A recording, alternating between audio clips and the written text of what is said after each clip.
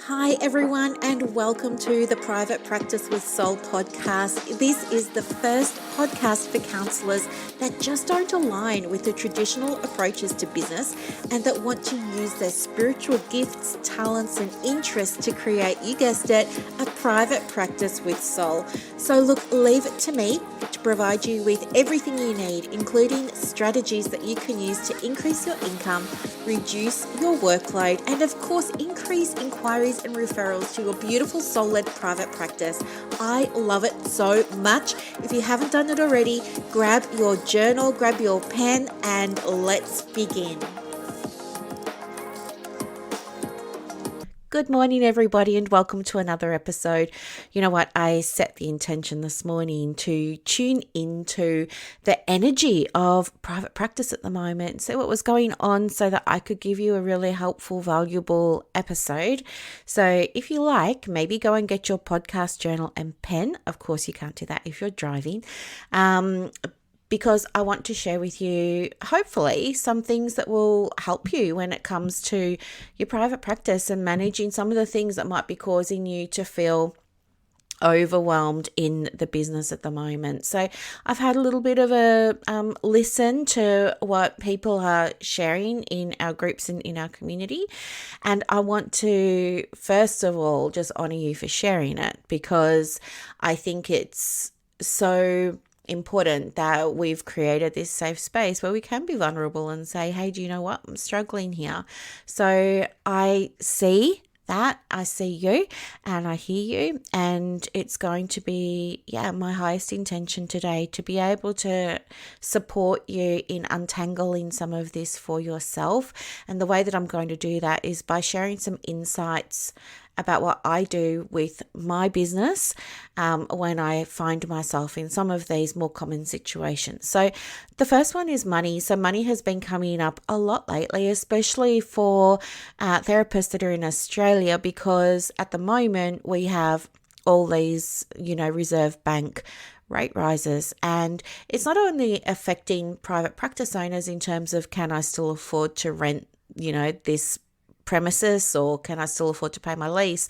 It's also affecting business in terms of, well, can my clients still afford services, and is counseling now considered a luxury by my clients? And I think it's really, really, really, really helpful to unpack some of this stuff, because I know that there will be people that are thinking, my clients can't afford my services. And I want to give you some, hopefully it's going to be helpful advice for what to do with that. So the first thing is, yes, the reality is that it costs more to live in Australia at the moment. It costs lots more.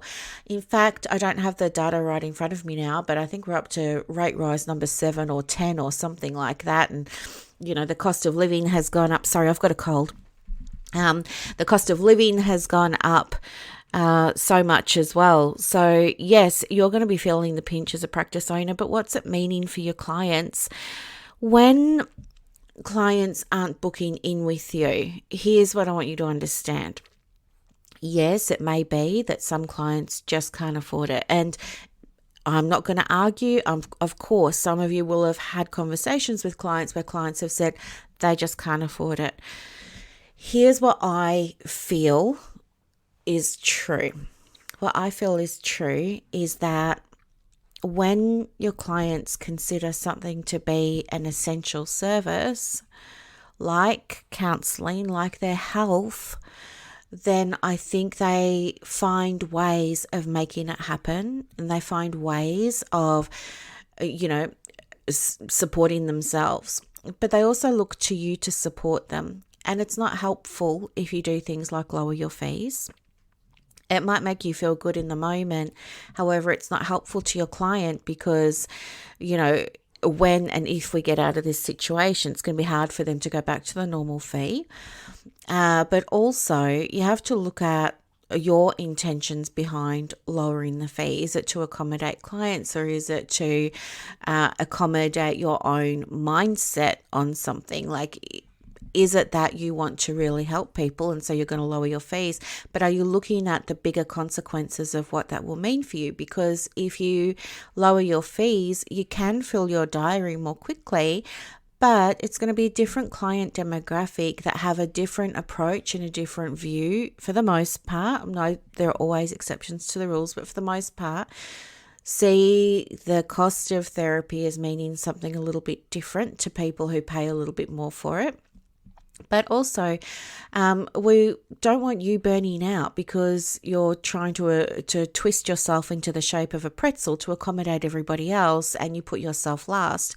There are so many therapists in private practice that focus on burnout, and one of the things, because I see all the copy that you write, I see all the content on your websites, and you all talk about the effects of burnout and how we get to that place and what you should do. But sometimes we don't take a beat to step back and look at what we're doing to ourselves in our business. And I just want you to have that heightened awareness of the actions and the behaviors that you're taking in the business, and ensure that you are not putting yourself on a path to burnout.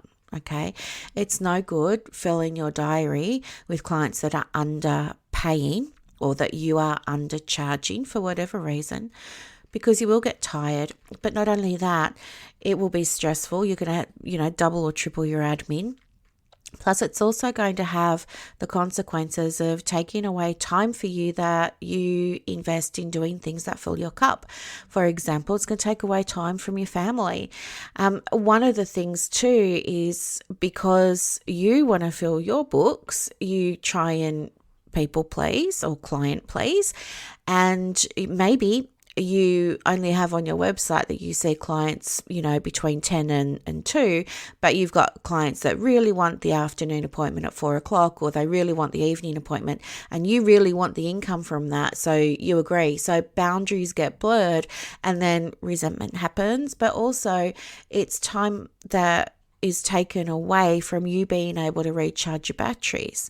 And when this happens, it's okay if it happens just on the odd occasion here and there, but when it becomes a pattern and that person continues to book in at 4 o'clock or 7 o'clock or 9 o'clock at night, then it's going to have implications for your family time, for time with your loved ones, for time for your health commitments. Like, what if that's the time you go to the gym? Are you now not able to go to the gym? Like, think about the long-term repercussions of any action steps you're going to take when it comes to tinkering around with how you're going to approach the financial situation of the practice.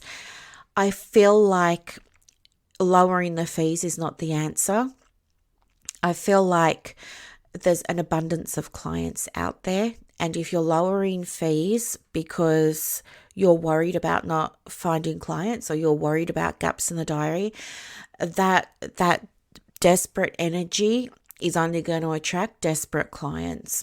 If you want to be attracting clients that are willing to invest, that are in a position to invest, that can invest, etc., then I really want you to consider, what would be the easiest way for you to adopt an abundance mindset at the moment. So for me, for example, even when it's, I talk about the seasons in business, even when it's a winter season in business, I know that there are so many clients out there, right? There's no shortage of clients, especially with everything that we've gone through over the last few years.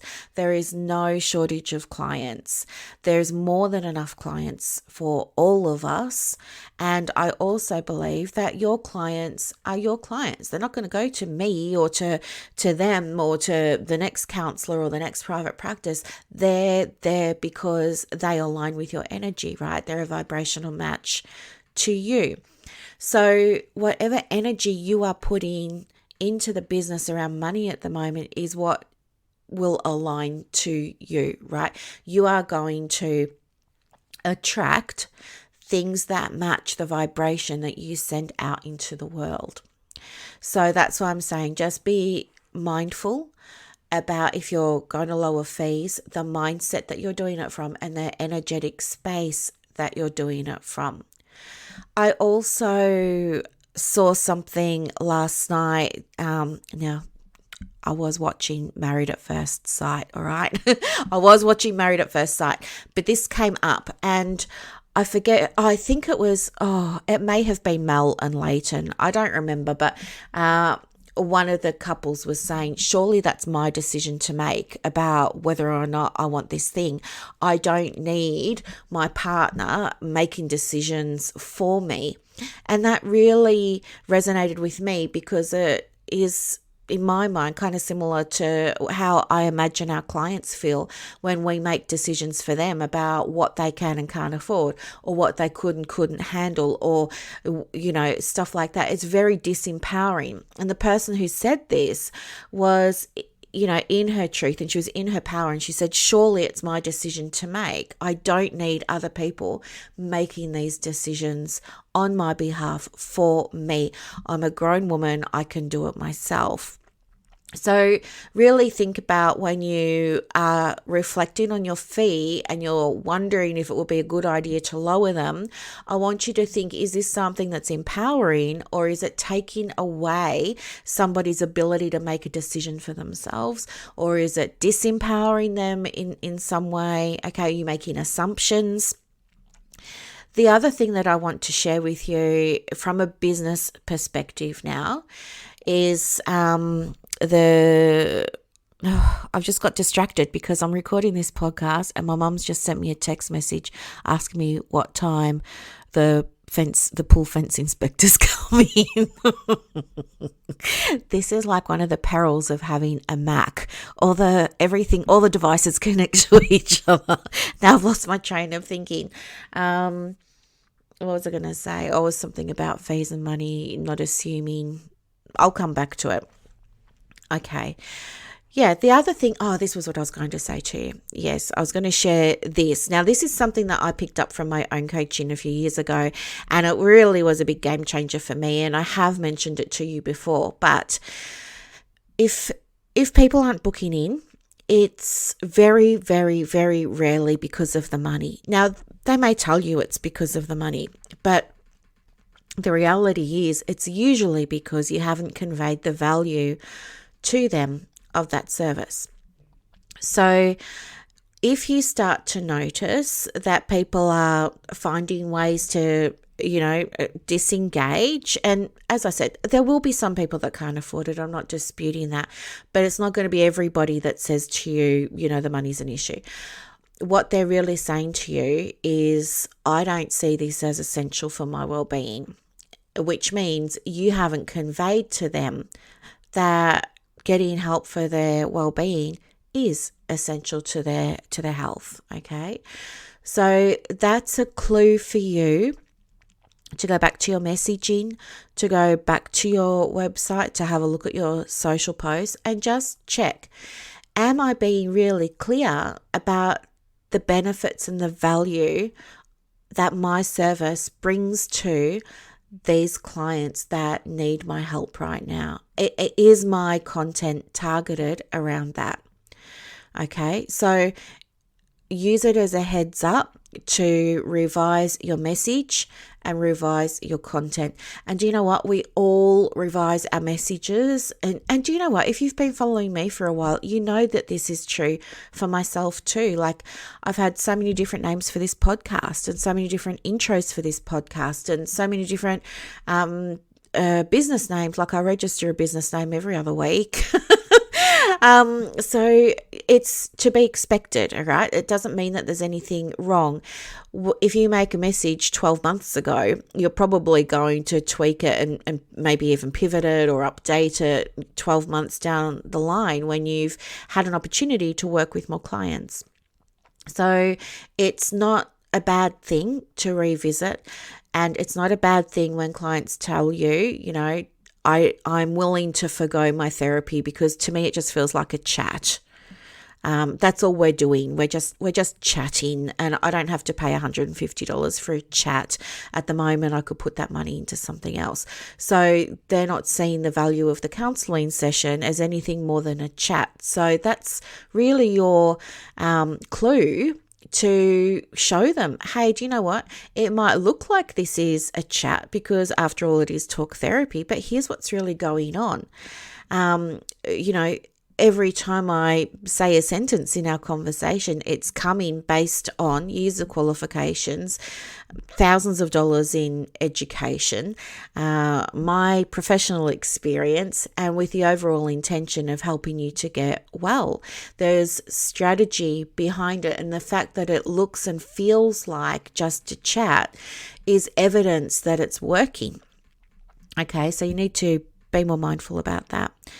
When it comes to just moving away from clients for a moment and focusing on you as the practice owner or as the counselor who's thinking about starting a private practice, maybe you are the one that's thinking, I really need some help, but I can't afford it. I feel like my advice to you is to look for programs that make you money so that you get your investment back.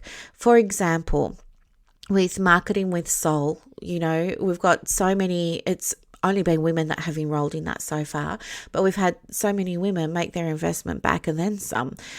So by enrolling in programs that are designed to make you money, it just becomes a no-brainer for you to sign up for them. Another one that makes money that you know of at the moment as well is the Digital Product Success Hub. So we've got that running now. We're in the middle of a challenge. Today's day 3 of the challenge. By the end of the week, the people in that group will have a sellable product, and I'll be sending it out to people on my email, and I'll be supporting the members by sharing their products on my social and to show you what's possible. But they have invested, $27 a month in learning how to make more than $27 a month. So that's what I mean. Be mindful about if you are in a position where you need more money and you're feeling the pinch. I would be focusing on enrolling in programs that have proven results of making its members money. And for me, that's all my programs. But the 2 I'm focusing on at the moment is teaching private practice owners how to add additional revenue to their private practice through digital products. And it's not what you think. There are a lot more layers to it than making a PDF and popping it on your website, as the members will attest to. And it's with Marketing with Soul. And Marketing with Soul is, the cost of 2 sessions with a client a month. And it teaches you how to make thousands of dollars and get your practice up and going. There's case studies galore and testimonials galore that demonstrate that these are the results that you get. So if you're needing money, then I would invest in those 2 programs first, okay? Because that will quell your anxiety about spending. The next thing is, there's been a lot of talk lately about people scrambling, I think, and being so busy, being very busy and doing so many things. And it is normal, I feel, when you're in the early stages of private practice to be wearing all of the hats. And this is, I don't know about you, but I really believe that when I was starting my private practice, I was going to be sitting in the room and, having clients on the chair, and I was going to be doing all the really deep, special, powerful work with them. I didn't realize that my client time was only going to be a fraction of what I was actually required to do. I didn't realize I needed to market my practice. I didn't have a website. I didn't have a business card. I didn't have a marketing plan. I wasn't on social media. I mean, every mistake, I made it. But I kept myself busy as well, because as I started to become aware of, I need a website, I was the one that made it. I was the one that got my domain. I was the one that named my practice. I was the one that wrote my copy and my content. I was the one that wrote my website. I was the one that started an Excel spreadsheet. I was the one that was doing my own bookkeeping. I was the one who was doing my own accounting and trying to submit things online to the ATO through, H&R Block. I was running around to GP meet and greets, and I was doing my notes, and I was answering my phone, and I was booking the appointments, and I was taking care of all the things. So I totally get what it's like. And I really feel like that is what it's like in the early stages of the business, because you're trying to get the money in And it feels like you're always trying to play catch up, because just when you think you've done what you need to do, something else emerges and you're like, oh, great, something else I've got to learn. So I know what that's like. But I also know that when you're in desperation mode for clients or for money coming in and things like that, for a lot of us, our default is to get busier and to do more things. I totally understand that, because I was there too. But what I now do, now that I have, multiple six-figure private practice where I'm only working 8 hours a week, what I know now is that if I had my time over again, I would have definitely learned more about what do I need to be focusing on, because I could have saved myself so much time and energy, because it was just wasted. I spent so much time doing things that didn't shift the needle in my business at all, that didn't call in any new clients, that didn't make me any money to pay my rent or to pay myself or to pay my super or my tax, or, and what I understand now and the way I operate now is the night before the next day, right? So today's Wednesday. So last night I sat down, had a look. I was like, okay, what am I doing tomorrow morning? And I set an intention.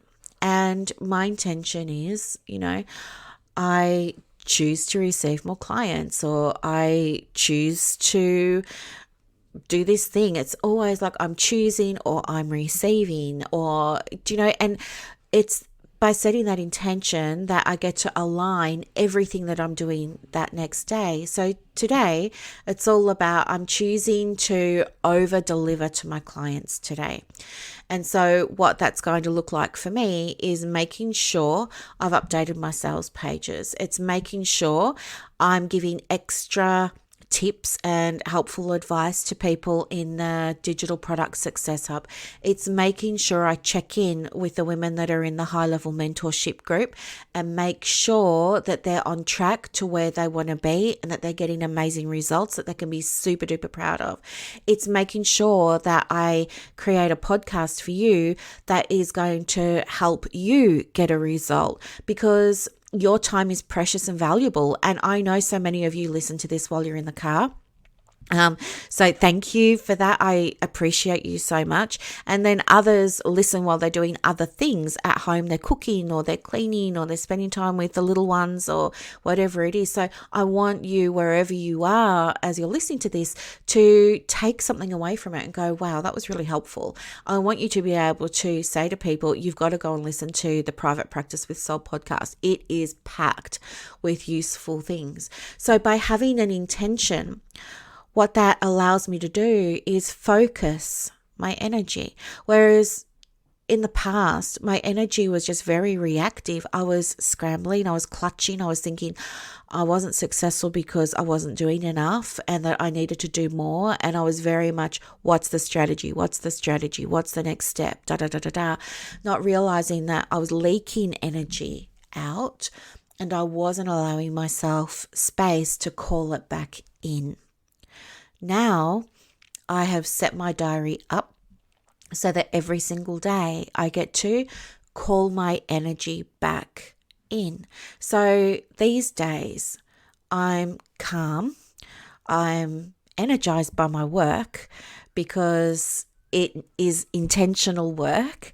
I'm more focused and I get better results, whether that's enrollments or whether that's testimonials or whether that's income or monthly recurring revenue. My results reflect my state of mind and my state of being. I also want to just, gently remind you that when we're in that mode of being really busy and we're spreading our energy everywhere in the hope that someone somewhere is going to see us and take action and maybe enroll with us, when we're in that energy, it's not possible really for us to be in the energy of receiving. this is coming back to that idea of the masculine energy and the feminine energy. The masculine energy is forward moving. It likes to know what's the next step, where's the goal, where are we going, what's the point, what's the purpose, how are we going to measure our outcomes. That's that forward moving energy, being very productive, providing, doing, all those sorts of things. The feminine energy, when it's at its healthiest, is receiving. It's saying, how do I move instead of how do I be still? How do I distract myself? How do I bring variety into my work to keep myself interested instead of bored? How do I work with a structure in a way that still allows me to be creative?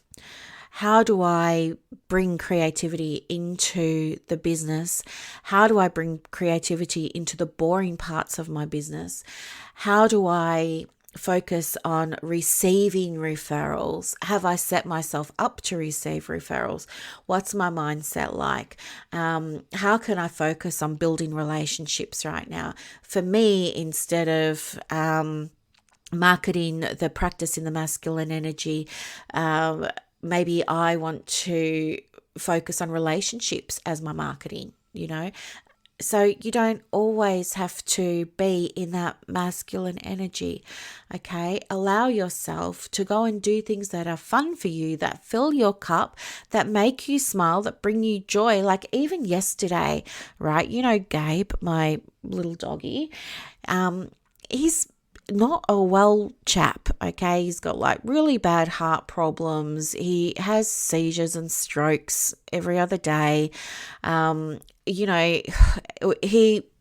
I was told last year when he went and got his vaccination that he only had a couple of months, but it's been a whole new year. And yesterday he went and got another vaccination from the same vet, and she was amazed at how well he's doing. And he's got a heart condition that it's fatal.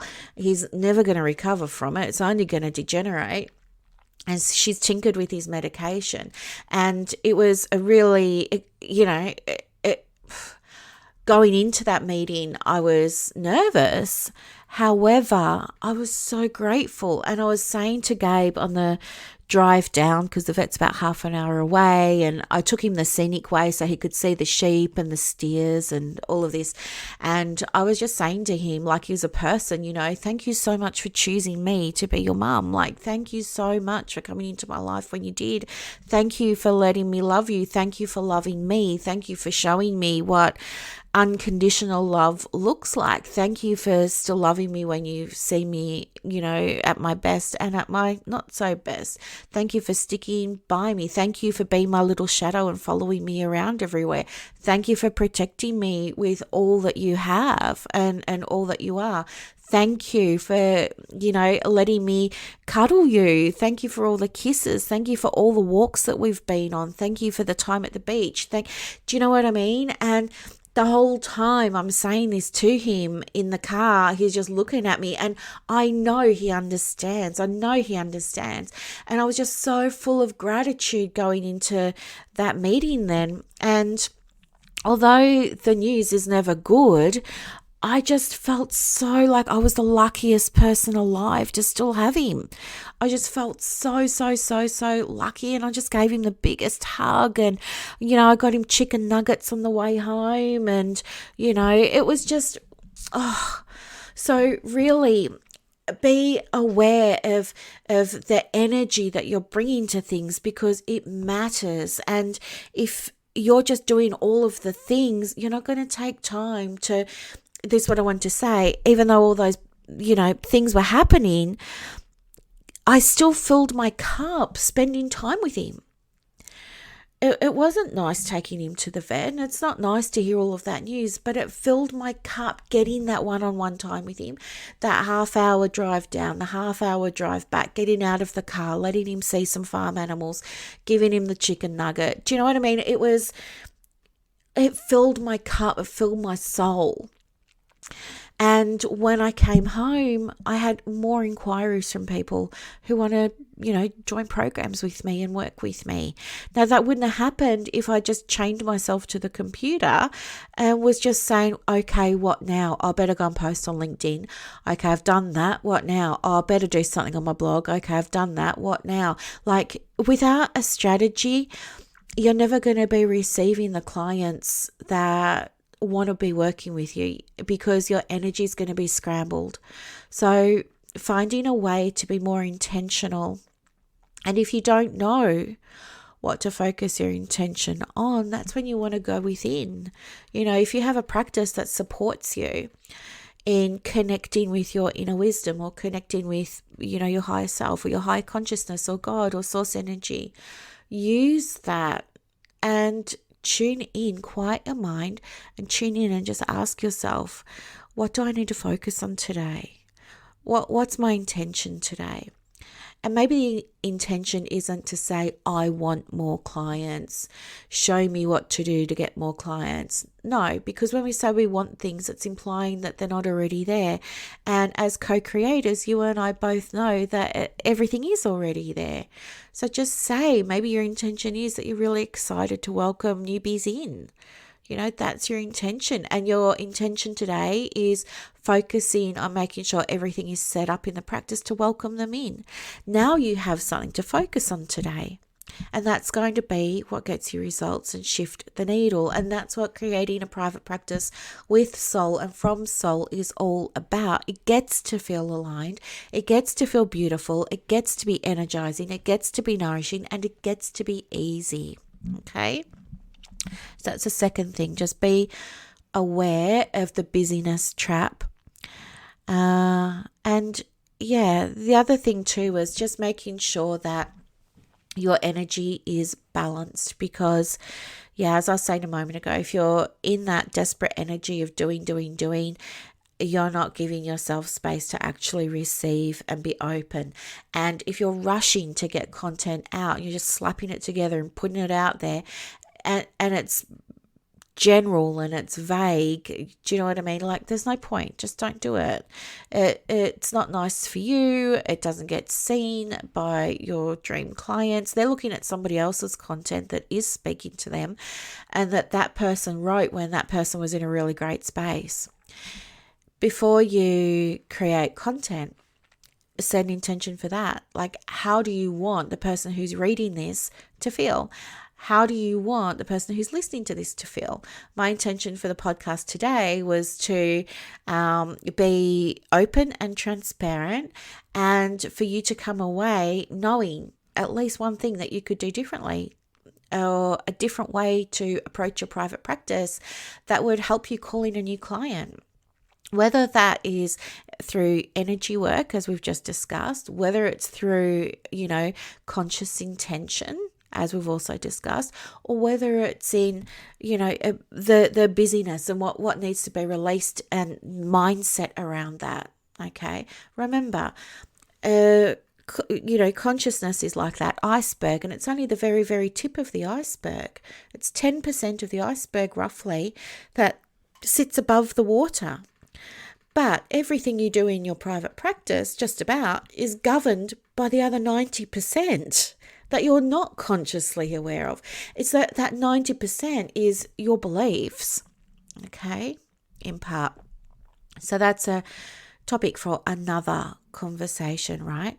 So have a think about the things we've discussed today. Have a think about, when it comes to your fees, are you conveying the value to your clients of allowing themselves to get support for their mental health and well-being, and how are you conveying that to them? Number one.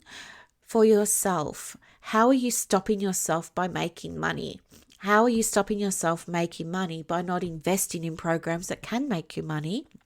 Number three, where are you being busy instead of being intentional with your practice?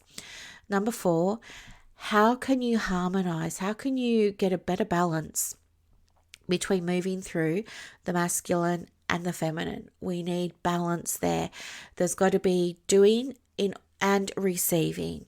Doing and receiving. Time in front of the computer, time away from the computer. Time focused on the business, time away from the business. Okay, there needs to be that balance there. So have a think. And if you need any guidance or support with any of this, of course, let me know. You just come and visit me on Instagram at The Private Practice Coach, or come and tap me on the shoulder on Messenger on Facebook. I can absolutely help you. You are doing an amazing job. You know, this is a really difficult climate for you to have started a private practice in, or for you to be still working in private practice, and it will require you to adapt. And if you need help with understanding what adapting could look like for your practice, let me know, okay?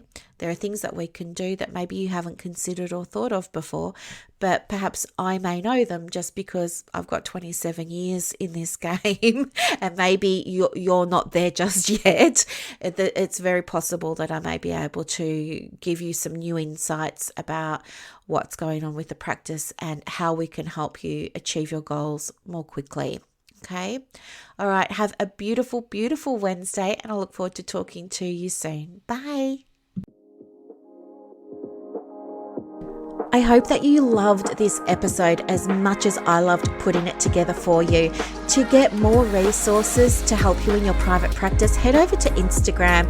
My handle is at The Private Practice Coach. And also, if you want more inquiries and referrals for your business, let me know. I have a program called Clients on Demand that opens every quarter, and I can absolutely get you some information for that as well.